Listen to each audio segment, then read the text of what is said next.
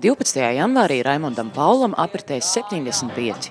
3/4 gadsimta, lielākā daļa no tām uz skatuves, klausītāju mīlestības pavadītas.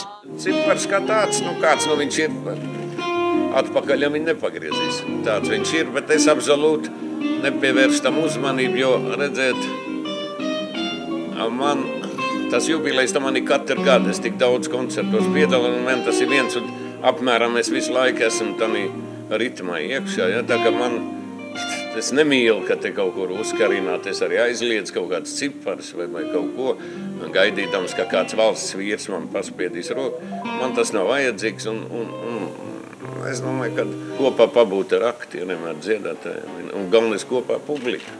Tas ir daudz svētīgāk, un bez tās liekas pompozitātes. Kas noturēties, to es nezinu, kas man liekas. Tas droši vien mans darbs, to, ko es te daru tagad, un es to esmu darījis jau, cik jau iznāk. Drausmīgs skaitlis iznāk, vismaz kādi 55 gadi, kaut kas tā, apmēram tā, ja. Es esmu no 13 gadiem skatos. Šis darba process man visu laiku tur kaut kādās tādā formā, un es pat nesen spēlēdams operā ar simfonisko orķestru, un tā tālāk man tas ir kaut kāds gandarījums, un tas ir tas dopings, kas man visu laiku, es varu būt priecīgs, ka man kaut kādā veidā ir, atklāt runājot, kaut kur laimējies.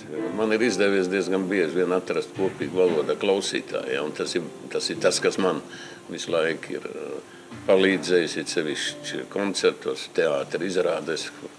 Vairākas no tām manām dziesmiņām ir tā tālāk aizgājuši, teiksim, tā publikā, tautā, kā to saka, ja, kad var dziedāt līdzi ar manīm. Ja, katram ir savu pieeju, bet es domāju, ka šīs melodiskās vienkāršās dziesmiņas savu darbu padarīja.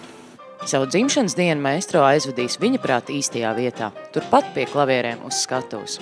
Nacionālajā teātrī komponistu jubilejas koncertos aktieri izdziedās viņa dziesmas ar latviešu dzejnieku tekstiem. Sākumā tā ideja bija pat, teiksim, izmantot izcilu latviešu dzejnieku tekstus, ja, dzeju, kurām es esmu rakstījis melodijas.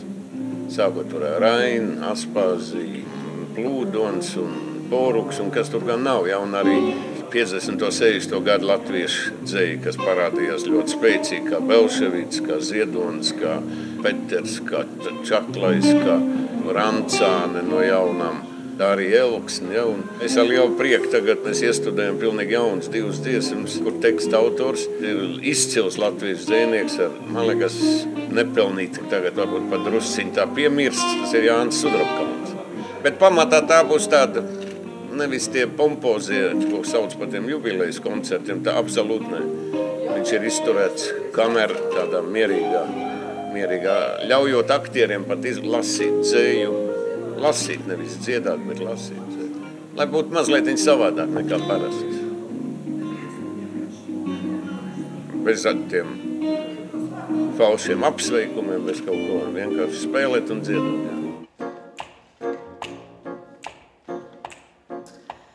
Draugi netiesāja, kamēr ostā kaut tik viens man kuģis atlicis. Gan jāvaizies arī kas reiz postā vētrās draudīgās, kad viņi skrias vētrās. Draudīgās, kad viņi skrias. Interviju lasiet arī Latvijas avīzes pielikumā Nedēļa kabatām.